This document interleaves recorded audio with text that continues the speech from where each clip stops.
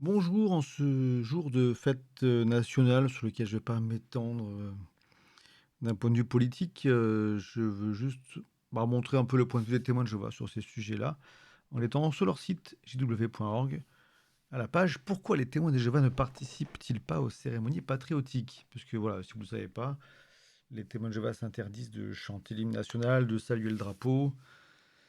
Ils se considèrent comme étant en vivant dans le monde, mais en étant en dehors, ils vont pas non plus voter aussi. Enfin, disons que si depuis un moment, comme ils sont encouragés à aller au bureau de vote, mais à voter nul, plutôt que de voter pour quelqu'un, ou même blanc.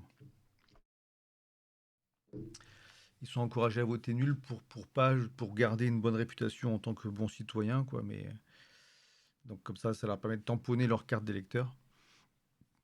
Mais ils n'accordent pas leur confiance dans les dirigeants humains, donc ils mettront pas un bulletin spécifique. En tout cas, c'est ce qu'on leur demande de faire. Après, ce qu'ils font dans l'isoloir, bien sûr, personne ne le sait. C'est le principe de ce type d'élection.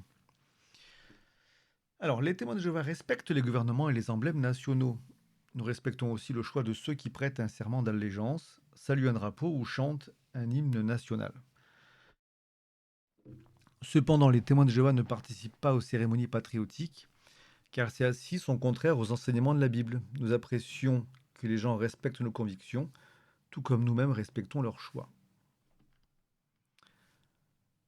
Alors pour compléter ce que j'ai dit avant, donc ils vont aussi éviter les métiers. Alors, ils peuvent être fonctionnaires, mais ils vont éviter quand même les métiers liés à l'ordre.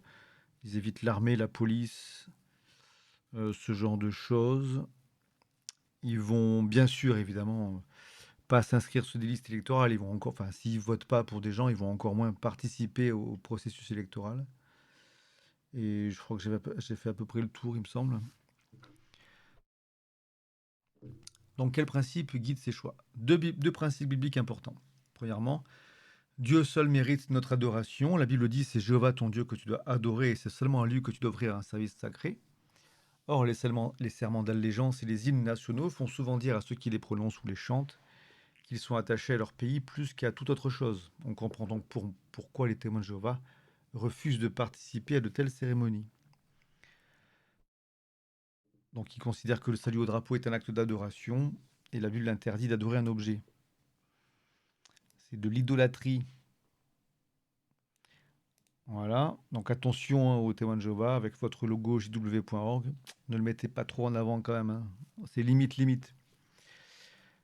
Des historiens reconnaissent que les drapeaux nationaux ne sont ni plus ni moins que des symboles religieux. Voici ce qu'écrit par exemple Carlton Hayes. Le drapeau est le principal symbole de foi et l'objet central du culte pour le nationalisme. Oui, bon, certes, ok. Petit encart, même si les témoins de Jéhovah ne saluent pas le drapeau, ils ne cherchent pas à le détériorer, à le brûler, ni à l'utiliser de manière dégradante. Ils respectent aussi tout autre symbole national. Deuxième principe biblique, aux yeux de Dieu, tous les humains sont égaux.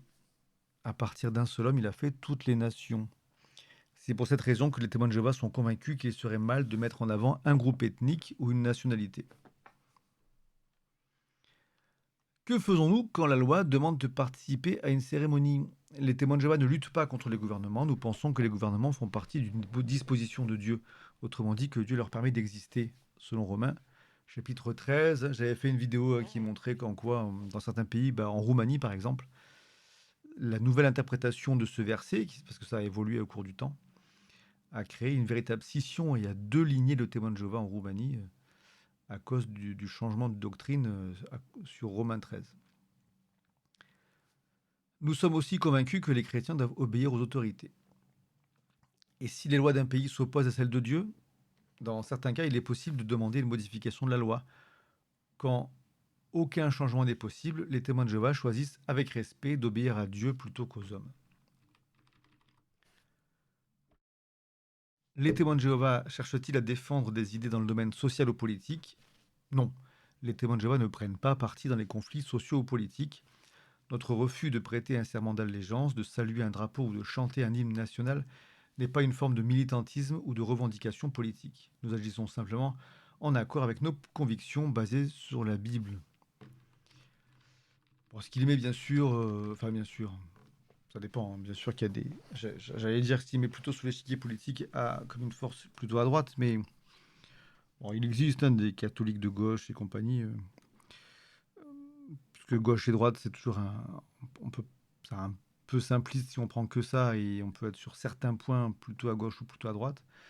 Mais en tout cas, les témoins de Jéhovah sont clairement conservateurs, et le fait qu'ils aient des idées de ce type, bah, ça participe à un climat politique et enfin, qu'on le veuille ou non, hein, ce que je veux dire, c'est qu'on le veuille ou non, ils, ils font de la politique rien qu'en vivant d'une certaine manière, évidemment. Mais en tout cas, voilà, que vous le sachiez ou pas, c'est un petit rappel. Un petit rappel, les témoins de Jéhovah ne participent pas à tout ce qui est bah, fête nationale, hein, 14 juillet chez nous, 4 juillet aux USA. Pas de salut au drapeau, pas de chant des hymnes, etc., etc. Et cetera. Et par exemple, hein, c'est un exemple parmi d'autres, mais sur ce site camerounweb.com, on voit l'exemple d'un témoin de Jéhovah exclu d'un lycée au Cameroun en 2022 pour avoir refusé de chanter l'hymne national. Je n'ai pas grand-chose à en dire, hein, c'est juste un exemple de ce que ça peut générer pour les enfants, les adolescents.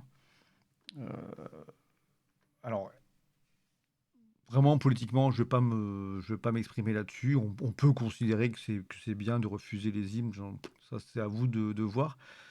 Toujours est-il que, comme un peu dans le cas des transfusions sanguines ou ce genre de choses, c'est vrai qu'on est peut-être dans des domaines où, une fois adulte, on est pleinement capable de mesurer la portée de nos actes. Tant qu'on est enfant, bon, on reproduit un peu ce que font nos parents et ce qu'ils nous demandent de faire. Et ça peut causer des dégâts, hein. Là, en l'occurrence, c'est moins grave qu'un refus de transfusion dans un cas de santé critique. Mais enfin, peut-être que cette personne aurait préféré rester dans son lycée. Que vous dire? Ma foi, j'ai pas grand-chose à ajouter. C'était un petit rappel assez neutre, je l'espère, sur le sujet. Et je vous dis à une prochaine fois pour d'autres vidéos.